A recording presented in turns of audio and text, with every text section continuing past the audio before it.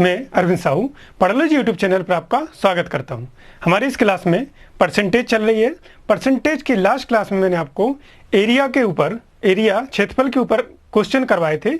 उसी को हम कंटिन्यू, कुछ क्वेश्चन हमारे बचे हुए थे उसको आज कंटिन्यू करते हैं। ठीक है, आज का हमारा पहला क्वेश्चन है कि यदि एक वृत्ताकार वृत्त की त्रिज्या में 25% की वृद्धि की जाती है तो उसका क्षेत्रफल कितने प्रतिशत बढ़ जाएगा। लास्ट टाइम हमने पढ़ा था आयत का क्षेत्रफल, ठीक है। इस बार हम क्या पढ़ रहे हैं, वृत्त का क्षेत्रफल। ठीक है, तो वृत्त के क्षेत्रफल में 25% की वृद्धि त्रिज्या में, ठीक है। तो अगर त्रिज्या हम क्या माने, आर, ठीक है। अगर हम वृत्त की त्रिज्या अगर हमने आर मानी, रेडियस ऑफ सर्कल क्या लिए, आर, ठीक है। तो वृत्त का क्षेत्रफल क्या होगा, pi r square, area of circle क्या होगा, पाई आर स्क्वायर। इतनी बात क्लियर है। वृत्त का क्षेत्रफल क्या होगा, pi r square, area of circle pi r square. आप देखेंगे कि जो वृत्त का क्षेत्रफल है वो केवल आर के ऊपर डिपेंड है। किसके ऊपर डिपेंड है, आर के ऊपर डिपेंड है। और कोई ऐसा पाई है तो पाई की वैल्यू तो फिक्स रहेगी, 22/7 होगी, ठीक है। तो वो नए वृत्त के क्षेत्रफल में भी होगी और पुराने वृत्त के क्षेत्रफल में भी होगी, तो उससे कुछ फर्क नहीं पड़ेगा। केवल एरिया किस पर डिपेंड है, आपके आर पर। तो अगर मैं मानूं कि ये हमारी 25% की वृद्धि की जाती है वृत्त की त्रिज्या में। क्वेश्चन में दिख रहा है आपको कि वृत्त के एरिया में, वृत्त के त्रिज्या में 25% की वृद्धि की जाती है, ठीक है। तो एरिया क्या, आपकी रेडियस कितनी है, +25%, ठीक है। तो आपको पता है कि 25% की वैल्यू कितनी होती है, 1/4। कैसे, वो बता देता हूं। अभी आप सीख गए होंगे, लेकिन फिर भी देख लीजिए, ठीक है।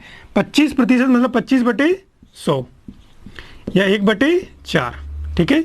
अब ये हमेशा क्या होती है आपकी, इस केस में होगी वास्तविक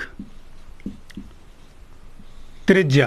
क्या होगी ये, वास्तविक त्रिज्या। और ये क्या बता रहा है आपको, ये बता रहा है कि उस त्रिज्या को हमने कितने प्रतिशत या कितना बढ़ाया।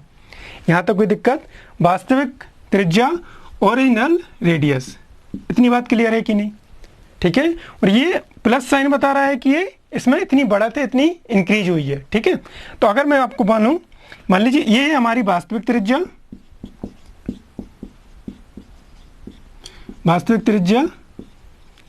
ओरिजिनल रेडियस, ठीक है।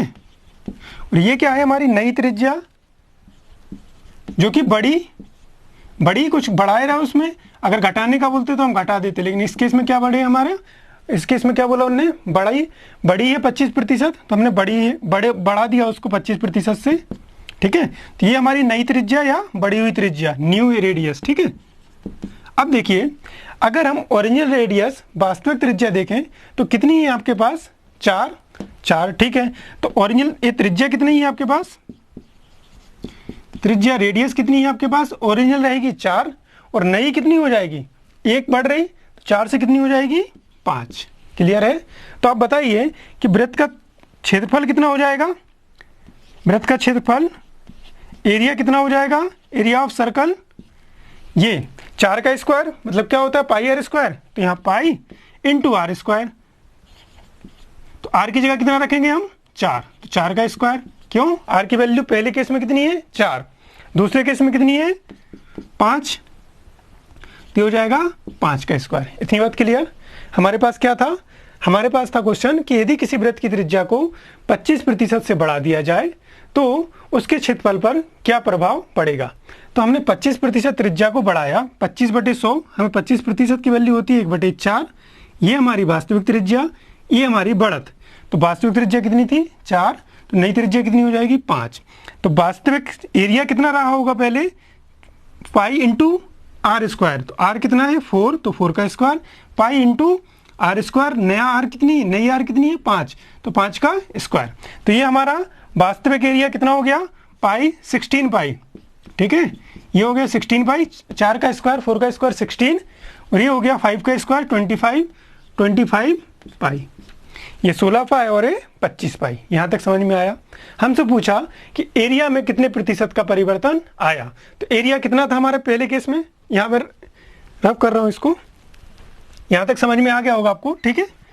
चलिए, पहले केस में एरिया कितना था हमारा, मतलब हम बोल सकते हैं कि वास्तविक क्षेत्रफल कितना था, तो आप बताओगे कि वास्तविक क्षेत्रफल था हमारा 16 और नया क्षेत्रफल कितना हो गया 25।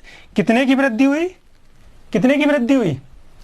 आप बोलोगे कि 25 माइनस 16 पाई की वृद्धि हुई हमारी, कितने पर?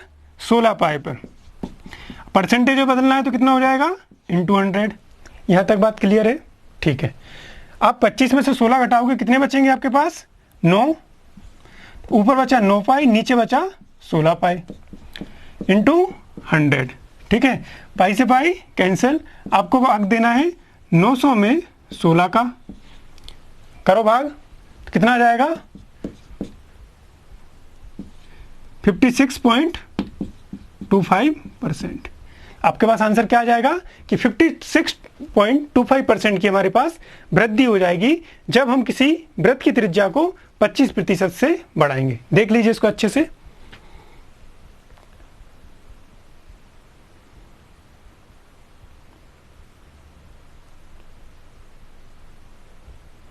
क्लियर है क्वेश्चन इतना? कोई डाउट यहां पर? चलिए अगला क्वेश्चन लेते हैं। ये क्वेश्चन 1 था हमारा, अब क्वेश्चन है 2।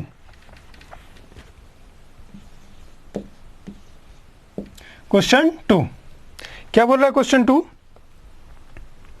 हम संख्याओं पे बेस्ड क्वेश्चन कर रहे हैं। ठीक है, क्वेश्चन है हमारे पास 2 संख्याएं, एक मिनट,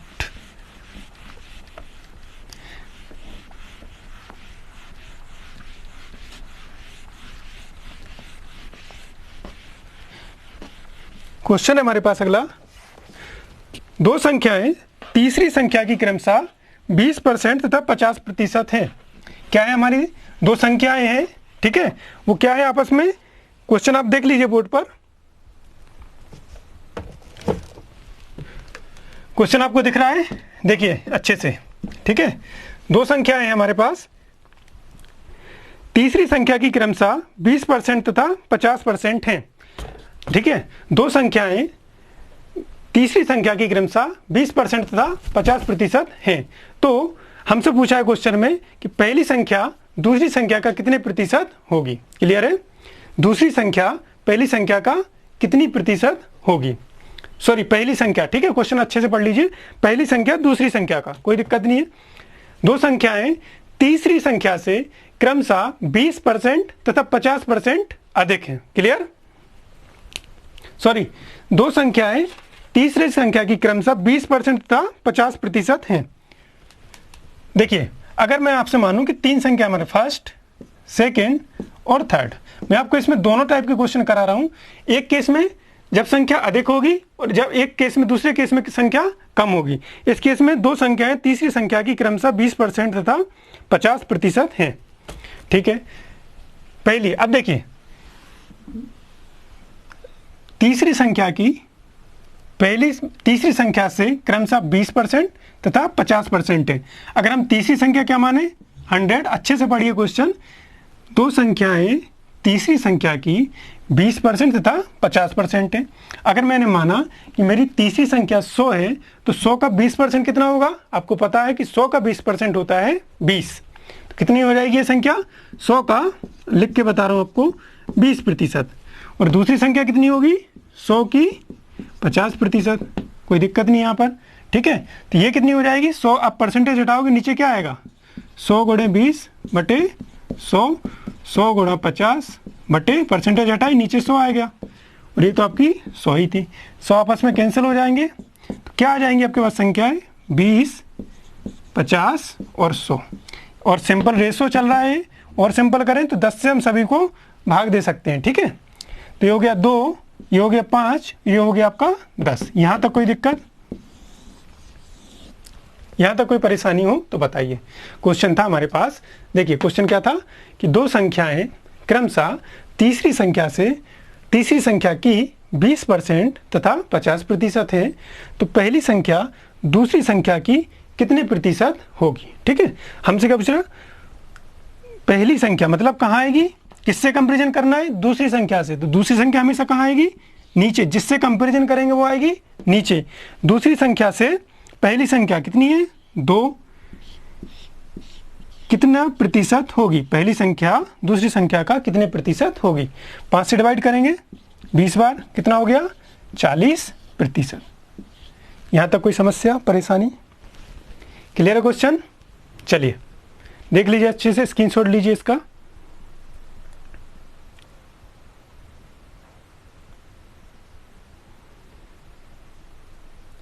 अगला क्वेश्चन हमारे पास, ठीक है, हो गया इतना। चलिए अगला क्वेश्चन देखते हैं।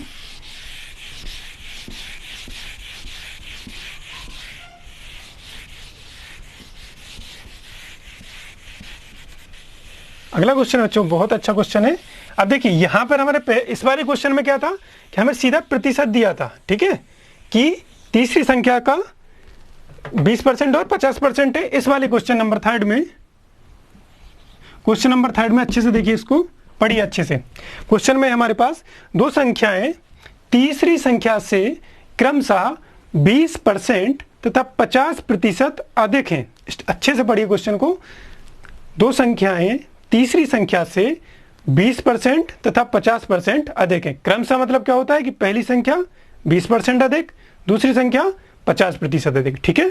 चलिए ये हमारी 100 और जो पहली संख्या है वो इस तीसरी संख्या माना है हमने, है ना, माना कितनी है 100, ठीक है। तो ये 100 है, तो ये कितनी होगी 100 का 20% अधिक मतलब क्या 120। डायरेक्ट लिख दूं क्या, डायरेक्ट लिख सकता हूं, अभी बताया था कैसे आया। आप निकालोगे 100 का 100 प्लस 20/100, सो काट दोगे तो कितना आ जाएगा 120। अब चीजें थोड़ी थोड़ी आप आगे बढ़िए, ठीक है। तो 20% अधिक तो कितनी होगी 100 की 20% अधिक मतलब 120, और दूसरी संख्या कितनी अधिक है 50%, तो कितना हो जाएगा 150। हमसे क्वेश्चन ने पूछा तो दोनों संख्याओं का मतलब पहली और दूसरी संख्याओं का अनुपात बताना है, ठीक है। तो ये फर्स्ट संख्या हो गई और ये सेकंड संख्या। अनुपात देना मतलब, अनुपात निकालना मतलब भाग देना। तो ऊपर क्या आएगी पहली संख्या, नीचे क्या आएगी दूसरी संख्या। कितना हो जाएगा 20 से हम इसको 0 से 0 काटें और 3 से काटते हैं। 3 चौके 12 और 3 पाँचे 15। तो पहली और दूसरी संख्या का अनुपात कितना हो गया 4/5। यही हमसे क्वेश्चन में पूछा था। यहाँ तो कोई परेशानी, ठीक है, लिखिए इसको अच्छे से।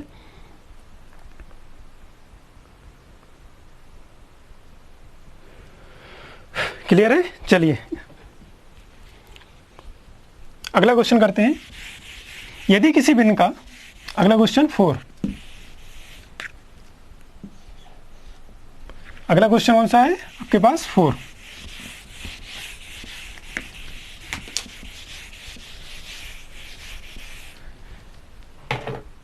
यदि किसी भिन्न का 20% बढ़ा दिया जाए तथा हर 5% घटा दिया जाए तो भिन्न 5/2 हो जाती है, ठीक है। चलिए करते हैं, कोई दिक्कत नहीं है।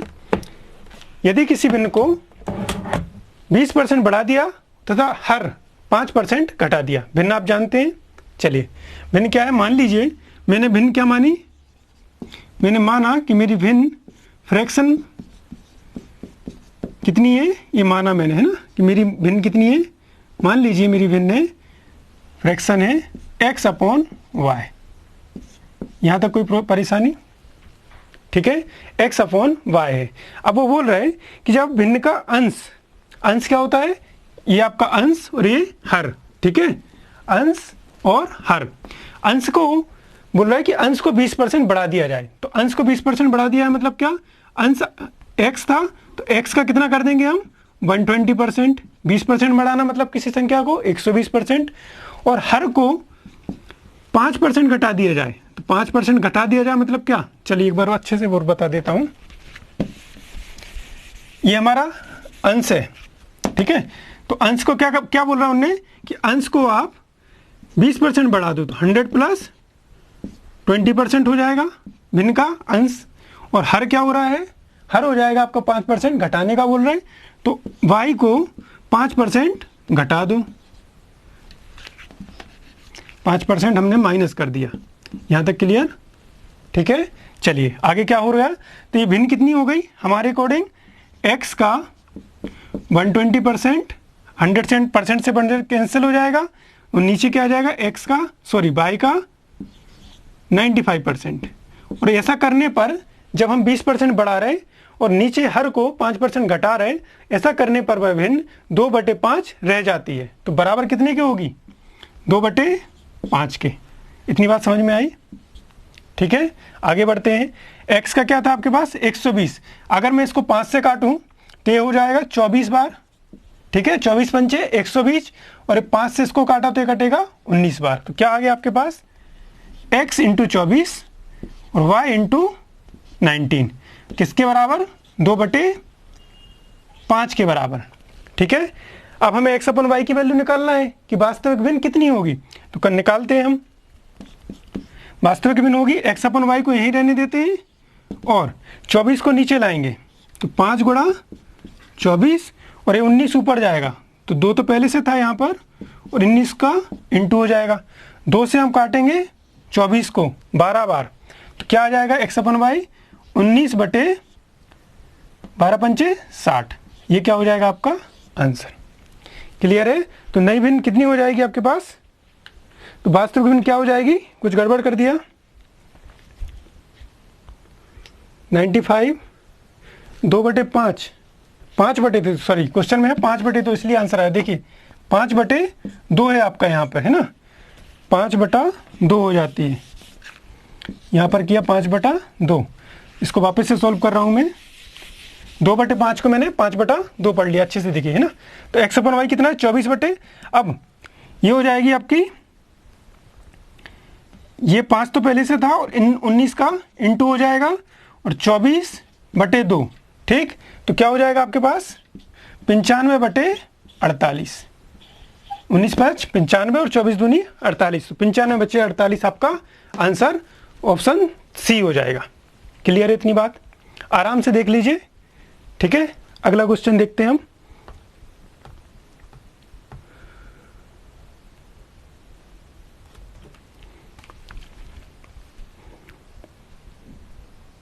अगला क्वेश्चन है आपके पास क्वेश्चन नंबर 5। क्वेश्चन नंबर 5 देखिए,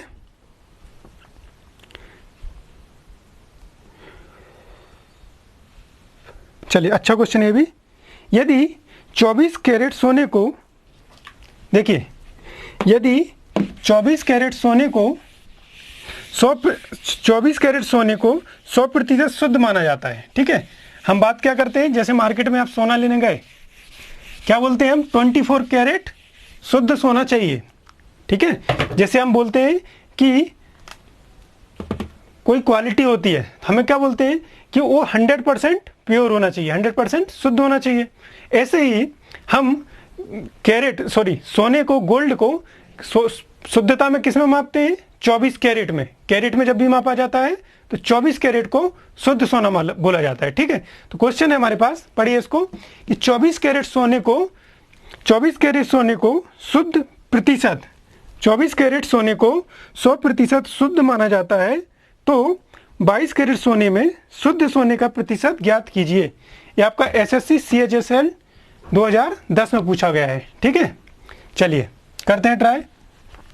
24 कैरेट, अब जैसे मैं आपसे बोलूं कि किसी संख्या का होल नंबर अपने आप में 100% होता है, इस केस में हमें क्या बोल रहा है वो, कि आपका 100% होल नहीं मान रहा है, कंप्लीट जो वैल्यू रहेगी शुद्धता की वो 100% नहीं मान रहा है, उसको मान रहा है 24 कैरेट का। ठीक है, तो 24 कहाँ आएगा आपका? किसी भी संख्या की तुलना की जाती है तो वो हमेशा नीचे, तो 24 कैरेट पर शुद्ध सोना माना जाता है 100%। तो 22 कैरेट, हमसे क्या बोला? 24 कैरेट को शुद्ध सोना माना जाता है, तो 22 कैरेट सोने में शुद्ध सोने की परसेंटेज क्या होगी? 24 कैरेट शुद्ध, तो नीचे आएगा कितनी? 22 का इंटू 100।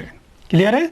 12 से 11, 2 से काटे 11 और ये 12 बार, क्या आ गया आपके पास? 1100/12। 12 से इसको डिवाइड करें, 9, 12 एकम 12, क्या बचा आपके पास? 2/12।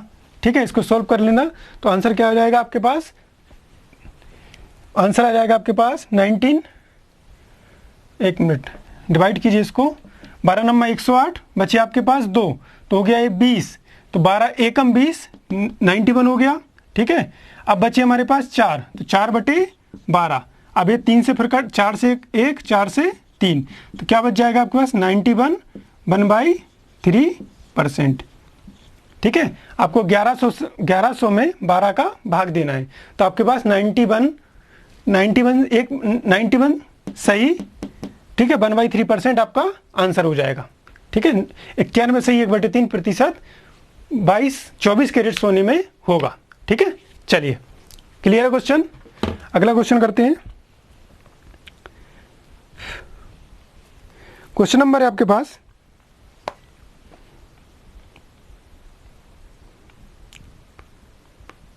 चलिए बच्चों, अगला क्वेश्चन है क्वेश्चन नंबर 6। इसका स्क्रीनशॉट इसको अच्छे से लिख लीजिए पहले आप। ठीक है,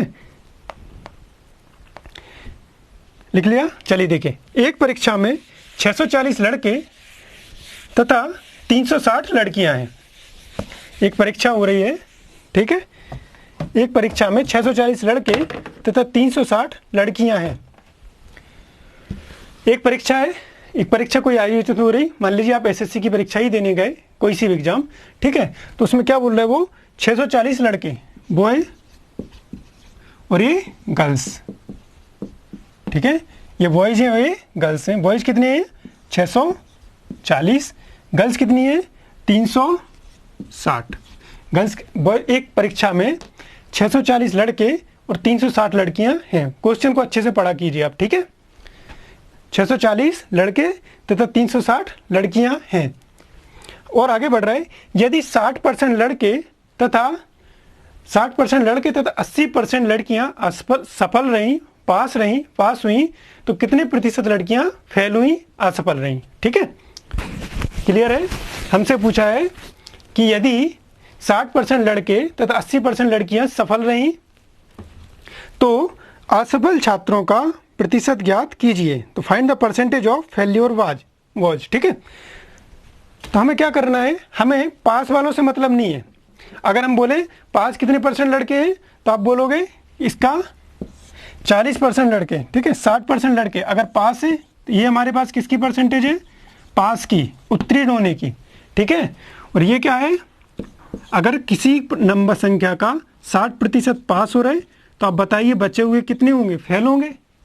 परीक्षा देने गए, या तो आप पास हो गए या फेल हो गए। तो 60% अगर पास हो गए तो 40% फेल हो गए। क्लियर, ये लड़कों की बात कर रहे हैं हम। ठीक है, लड़कियों में कितना परसेंटेज है, लड़कियों में है आपके पास 80%। 80% लड़कियां पास हुई।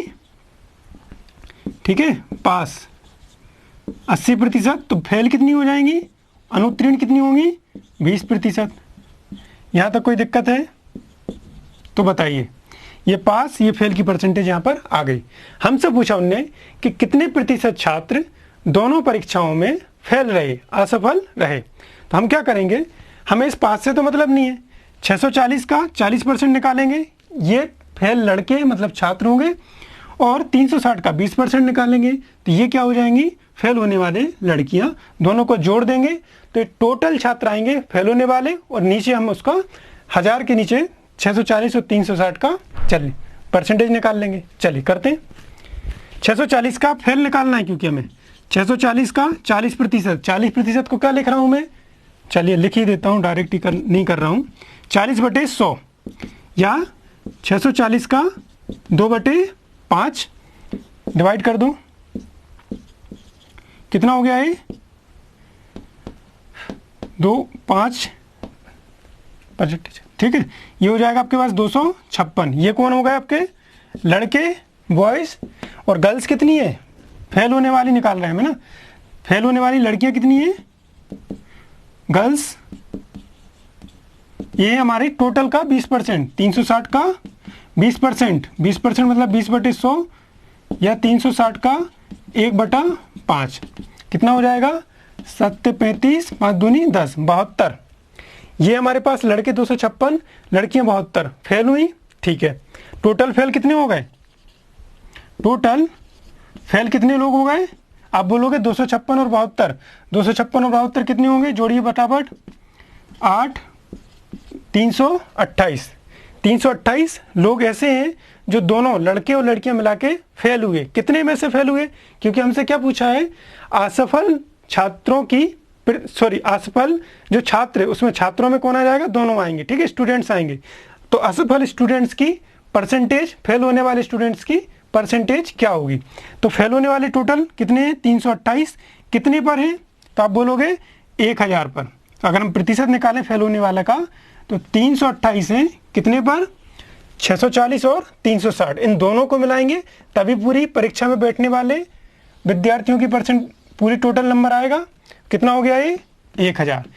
1000 में से 328 बच्चे फेल हैं, इंटू किससे करोगे आप, 100 से, 00 से 00 कैंसिल, ये 10 से भाग दोगे तो पॉइंट आ जाएगा, तो क्या हो जाएगा आप 30.8%, 32.8% दोनों परीक्षाओं में फेल है।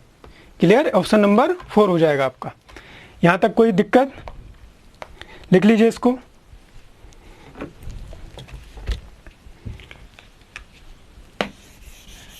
कोई डाउट है, एक बार और बताता हूँ वापस से, चलिए देखिए। क्वेश्चन था हमारे पास कि एक परीक्षा में 640 लड़के तथा 360 लड़कियां उपस्थित होती हैं, अपियर होती हैं, ठीक है। उसमें से 60% लड़के पास होते हैं और 80% लड़कियां पास होती हैं। हमसे पूछा कि उन परीक्षा में, मतलब जो इस परीक्षा में फेल होने वाले छात्रों का प्रतिशत कितना होगा, ठीक है। तो हमने क्या किया, पास होने वाले अगर 60% है तो फेल होने वाले कितने होंगे, 100 में से माइनस करेंगे कि टोटल स्टूडेंट्स क्या रहेंगे 100%। तो 100 में से 60 अगर पास हैं, फेल कितने होंगे 40, 80 पास हैं तो फेल कितनी होंगी लड़कियां 20। क्लियर इतनी बात, ठीक। अब हम देखा कि 40% फेल है, मतलब किसका 40%, जितने लड़के थे तो लड़के कितने थे 640, तो 640 का 40% पास हैं, सॉरी फेल है, ठीक है। तो कितना आ गया, संख्या निकाली तो 256। गर्ल्स की बात करें तो टोटल गर्ल्स कितनी थी 360, 360 की 20% फेल थी, मतलब कितनी फेल थी 72 फेल थी, ठीक है। हमने दोनों को फेल होने वाले स्टूडेंट को जोड़ा तो आ गया 328। 328 फेल है कितने में से, 328 फेल है 1000 में से, तो 328 बटे 1000 इंटू 100, तो 32.8% विद्यार्थी ऐसे हैं जो दोनों परीक्षाओं में फेल है, ठीक है, परीक्षाओं में टोटल फेल है। अगला क्वेश्चन है, अगला क्वेश्चन नंबर 7, देखिए इसको पढ़िए। पहले क्वेश्चन पढ़ लिया करो अच्छे से, उसके बाद सॉल्यूशन देखा करो। पढ़ो पहले आराम से क्वेश्चन, बिल्कुल क्या बोल रहा है क्वेश्चन, वीडियो पॉज करके क्वेश्चन को पढ़ो। पढ़ लिया, आ गया समझ में, कोशिश करो करने की, क्योंकि अभी सब बेसिक चल रहा है। CHSL के क्वेश्चन है प्रीवियस ईयर के सारे, है ना, CGL टायर 1 में आया हुआ है क्वेश्चन है। पढ़ लिया क्वेश्चन, चलिए क्वेश्चन पढ़ लिया तो आगे करते हैं। इस क्वेश्चन को समझने से पहले मैं आपको एक छोटी चीज़ बताऊं कि मान लीजिए इस क्वेश्चन का बेस इस पर है कि आपके पास 100 रुपये हैं, ठीक है, कितने 100 रुपये हैं। 100 रुपये को आप कुछ मार्केट में निकले कुछ सामान लाने के लिए, ठीक है। मान लीजिए 100 रुपये कम हो जाएंगे मार्केट के हिसाब से, 1000 मान लीजिए, आपके पास कितने हैं 1000 रुपये। अगर आपके पास ज़्यादा आते हैं तो आप 10,000 भी मान लो, कोई दिक्कत नहीं, ठीक है। आपके पास कितने हैं 1000 रुपये हैं, आपने 1000 में से 400 रुपये का आपने पेट्रोल ले लिया। अगर 1000 रुपये थे आपके पास, उसमें से 400 रुपये का आपने क्या ले लिया, पेट्रोल ले लिया, कोई दिक्कत नहीं, ले लिया, ठीक है। अब कितने बचे आपके पास, करो जल्दी, इतना तो आता होगा, कितना होता है 600 माइनस 400, आ गया नहीं आया, चलो कितना आ गया 600।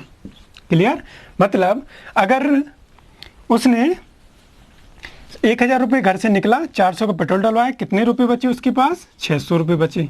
यहाँ तो कोई दिक्कत, ठीक है। अब उस 600 रुपये में से उसने 600 रुपये में से उसने 300 रुपये का खाना खा लिया, होटल पे बाहर खाना खा के आ गया, ठीक है। अभी मत जाना लेकिन बाहर, तो 600 में से कितने का खाना खा लिया उसने 300 का। अब उसके पास कितने बचे, तो आप बोलोगे अब उसके पास 300 रुपये बचे, ठीक है। तो अब लेके जाएगा क्या घर पे, वो नहीं जाएगा, वो 300 रुपये भी खर्च करेगा, ठीक है। अब 300 रुपये कहाँ खर्च करेगा, चलिए उसने 300 रुपये जो बचे हुए थे उसमें से 200 की मूवी देख ली। अब कितने बचे उसके पास 100 रुपये। यहाँ तक अगर आपको कोई डाउट हो तो बताइए, ठीक है। क्या था हमारा क्वेश्चन, एक बंदा था, एक लड़का था, वो घर से निकला कितने रुपए लेके 1000 रुपये लेके, 400 रुपये का उसने पेट्रोल डलवा लिया, ठीक है। कितने बचे उसके पास 1000 माइनस 400, 600 रुपये। उस 600 में से 300 रुपये का उसने खाना खा लिया, कितने बचे उसके? 300 रुपये। अब 300 रुपये जो बचे, 200 की उसने क्या कर ली? मूवी देख ली, कितने बचे? 100 रुपये। आपने आसानी से बताई। इन चीज़ों में आपको कोई दिक्कत नहीं आई होगी। अगर मैं यही बात आपसे परसेंटेज में बोलता तो उसमें क्या होता, आप देखिए। यही चीज़ मैं आपको परसेंटेज में बता रहा हूँ कि परसेंटेज में इसी डाटा को, इसी संख्याओं को हम कैसे बोलते हैं। अब देखिए कहानी कि एक बच्चा, एक लड़का घर से निकला 1000 रुपये लेकर, ठीक है। 1000 का 40% उसने पेट्रोल पर खर्च कर दिया।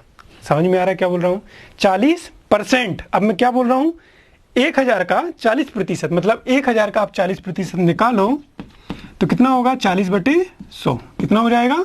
400। आगे वही कहानी कि 40% का पेट्रोल डलवाया तो उसने 400 रुपये दिए होंगे, ठीक है। लेकिन आप किस में बोल रहे हो? आप परसेंटेज में बोल रहे हो, ठीक है। अब उसने शेष के, ठीक है, और उसने जो रिमेनिंग पैसे बचे उसके 50% का, उसके पास जो पैसे बचे उसके 50% का उसने लंच कर लिया, खाना खा लिया। तो क्या हो गया? कितने बचे थे उसके पास? 600। 600 का 50% मतलब 1/2। 600 का 50% मतलब 50/100, कितना हो जाएगा ये? 300। मतलब 600 में से 300 का उसने क्या कर लिया? लंच कर लिया। तो कितने बचे उसके पास? 300। यहाँ तक बात समझ में आई कि नहीं? ठीक है।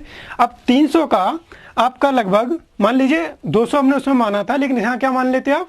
150 का उसने मूवी देख ली। क्यों? क्योंकि अगर 200 मानेंगे तो पॉइंट में जाएगी संख्या, ठीक है। अब मैं बोलूँ कि जो पैसे उसके पास बचे हुए थे 300 रुपये, शेष की 50% की उसने मूवी देख ली। तो 300 का 50% कितना होगा? 50/100 मतलब 150। तो इसमें से 150 की उसने मूवी देख ली। अब कितने बचे उसके पास? 150। यहाँ तक बात समझ में आ रही कि नहीं आ रही? मैं आपको क्या बता रहा हूँ कि अगर हमारे पास एक संख्या आएगी, ये खर्चा आएगा, एक तो हम करेंगे डायरेक्ट। वो हमसे बोलेगा कि 1000 का 10% उसने घूमने में कर दिया, 20% खाने में कर दिया, 30% अदर दूसरी चीज़ों में कर दिया। तो उसने कितने कर दिया? 10% खाने में, 20% घूमने में, 30% अदर जगह। तो 10, 20 और 30 मतलब उसका कितना हो गया? 60% खर्च हो गया, ठीक है। मान लीजिए क्वेश्चन देखिए।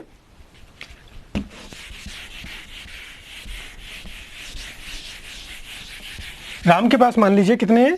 राम के पास कितने रुपए हमें नहीं पता, लेकिन राम के पास मान लीजिए x रुपए हैं। कोई बंदा उसके पास कितने रुपए हैं? x रुपए हैं। उस x का, ठीक है, 10% उसने खाना खा लिया, लंच कर लिया, ठीक है, 10%। 20% उसने पेट्रोल पर खर्च कर दिए, 20% उसने पेट्रोल पर खर्च कर दिए, और 30% उसने घूमने में खर्च कर दिए, शॉपिंग वगैरह जो भी चीज़ें हैं उस पर खर्च कर दिए। तो मैं आपसे पूछूंगा कि आखिरी में उसके पास अगर 1000 रुपये बचे या 500 रुपये बचे तो उसके पास कुल कितने रुपए होंगे? तो आप क्या करोगे? मैंने माना कि उसके पास कुल x रुपये थे, x का 10% उसने खाने में, 20% उसने पेट्रोल में और 30% उसने घूमने में खर्च कर दिया। मतलब इतनी परसेंटेज तो वो खर्च कर चुका है। अब ठीक है, x की इतनी प्रतिशत तो वो खर्च कर चुका है। ऐसा खर्च करने के बाद उसके पास 500 रुपये बचे। कितने बचे? 500 रुपये। इतना खर्च करने के बाद अब बताइए आप, अगर उसके पास 1000 रुपये होते तो इतनी परसेंटेज हम टोटल परसेंट 100 में से तो माइनस कर देंगे ना। मान लीजिए ये क्या हो गया? इतने प्रतिशत कितना खर्च कर दिया उसने? इतने प्रतिशत, कितने प्रतिशत? 60% उसने खर्च कर दिया। तो x में से जो भी उसके पास टोटल रुपए होंगे, x उसका 60% खर्च कर दिया, तो बचा हुआ अमाउंट कितना होगा उसके पास? x का 40%। तो x का इतना 60% खर्च कर दिया उसने, तो x का अगर उसने टोटल कितना खर्चा कर दिया? 60%। समझ में आया? बचा उसके पास कितना? 100% होता है वेतन या फिर जो भी कमाई हो, 100% माइनस 60%। तो उसके पास बचत कितने की रही? सेविंग कितने की रही? टोटल के 40% की। क्लियर है इतनी बात? 100% होती है टोटल, उसमें से 60% खर्च कर दिया, 40% बचा। तो मैंने बात क्या बोली थी कि उसके पास x रुपए हैं, तो अब बचे कितने उसके पास? x के 40%, जो किसके बराबर है 500 के। समझ में आ रहा है कि नहीं आ रहा है? x का 40% है जो कि 500 के बराबर है। अभी मैं आपको केवल समझाने के लिए बता रहा हूँ, क्वेश्चन अभी करवा रहा हूँ, ठीक है, ये वाला क्वेश्चन करवाऊंगा मैं। तो x का 40% और 40% को क्या लिखते हैं हम, 40/100 मतलब 2/5, कितने के बराबर 500 के। इस 2 से इसको भाग करेंगे तो कितनी बार जाएगा 250 बार, इस 5 का इंटू करेंगे तो 750, तो उसके बाद कुल कितने रुपए होंगे 750 रुपये। ये तो मैंने केवल आपको समझाने के लिए एग्जाम्पल लिया था, ठीक है। यहाँ तक थोड़ा बहुत आपको समझ में आ गया होगा। चलिए अब क्वेश्चन पे आते हैं। क्वेश्चन है आपके पास, समझ में आई ये चीज़? मैं आपको ये बता रहा हूँ कि अगर डायरेक्ट परसेंटेज दिया है कि उसने 10% खाने में 10% घूमने में, तो आप डायरेक्ट परसेंटेज 100 में से माइनस करना है, ठीक है। अगर शेष वाला वर्ड आ जाए तो उसका भी क्वेश्चन मैं आपको करवाऊंगा। चलिए क्वेश्चन है आपके पास, राम अपने वेतन का 40% भोजन पर, 20% घर के किराए पर, 10% मनोरंजन पर और 10% यातायात पर खर्च करता है। देखिए क्वेश्चन, देखिए वेतन कितना होता है अपना 100%। 100% में से उसने 40% भोजन पर, 20% घर के किराए पर, 10% मनोरंजन पर, ठीक है, और 10% यातायात पर। इतनी बात समझ में आ रही कि नहीं? पढ़िए अच्छे से क्वेश्चन। यदि महीने के अंत में उसकी बचत 1500 रुपये हो, मतलब इतना सब जब उसने खर्च कर दिया, ये 10% है ना, 100% में से उसने इतना माइनस कर दिया, इतना खर्च कर दिया। कितना खर्च कर दिया 40, 20, 60। पढ़ा क्वेश्चन अच्छे से? देखिए 40, 20, 60, 20, 70, 20, 80, मतलब 80% उसने खर्च कर दिया, ठीक है। तो बचत कितने की होगी उसके पास? बचत होगी 100% माइनस 80% बराबर 20% की। बचत कितने की आ गई उसके पास 20% की। और मैंने माना कि उसकी कुल आय कितनी थी x, तो x का 20% बचा उसके पास, और x का 20% कितने के बराबर, रुपए में बात करें तो 1500 के बराबर, रुपए में बात करें तो 1500 के बराबर। तो x का 20% बराबर 1500, तो x 20% मतलब 1/5 बराबर 1500, तो x बराबर हो जाएगा आपके पास 1500 इंटू 5, कितना 7500। तो उसके पास कितने रुपए थे 7500 रुपये थे, ठीक है। यहाँ पर अच्छे से नोट कर लीजिएगा इसको, ये 1/5 है, ठीक। तो उसके पास कितने रुपए थे 7500 रुपये थे उसके पास। यहाँ तक बात समझ में आई? क्या क्वेश्चन था कि राम अपने वेतन का 40% भोजन पर, 20% घर के किराए पर, 10% मनोरंजन पर और 10% यातायात पर खर्च करता है, और ऐसा करने के बाद उसके पास 1500 रुपये बचते हैं। तो सबसे पहले हमें परसेंटेज दी है खर्च करने की, तो हम परसेंटेज निकालेंगे उसकी बचत की, और जो परसेंटेज हम बचत की निकालेंगे वही परसेंटेज बचत होना चाहिए आपके रुपए में बराबर। तो रुपए में बराबर कितनी थी 1500 की, और परसेंटेज में कितनी थी 20%, तो 20% बराबर 1500। तो हमने क्या निकाला x, माना कि उसकी आय कितनी थी x, तो x का 1/5 बराबर 1500, तो x बराबर कितना हो गया 7500 रुपये, मतलब उसकी आय कितनी थी 7500 रुपये, ठीक है। क्वेश्चन अच्छे से पहले आप पॉज करके पढ़ा करो, कॉपी में लिखो उसको अच्छे से, और खुद करने की कोशिश करो, उसके बाद सॉल्यूशन देखो, ठीक है। तो चलिए आज की क्लास में हम इतना ही रखते हैं। मैं आशा करता हूं कि आप लोगों को चीज़ें समझ में आ रही होंगी, धीरे धीरे आप लोग सीख रहे होंगे, है ना। और जहां आपकी परसेंटेज की वैल्यू है 40%, 20%, 10%, इसको आप डायरेक्ट बार बार टेबल देखिए, उसको अच्छे से लिख के बार बार याद कीजिए, ठीक है। धीरे धीरे आप इम्प्रूव करेंगे और धीरे धीरे ही चीज़ें आपको समझ में आएंगी। अगर आपको कोई भी चीज़ में डाउट आ रहा है तो बार बार पीछे वाले वीडियो, पहली, दूसरी, तीसरी, एक क्लास बार बार देखिए, है ना। जितनी बार आप देखेंगे उतनी बार ही आपको कुछ नया सीखने को मिलेगा। चलिए तो आज की क्लास में हम इतना ही रखते हैं, मिलते हैं अपनी नेक्स्ट क्लास में मंडे को। तब तक के लिए थैंक यू वेरी मच।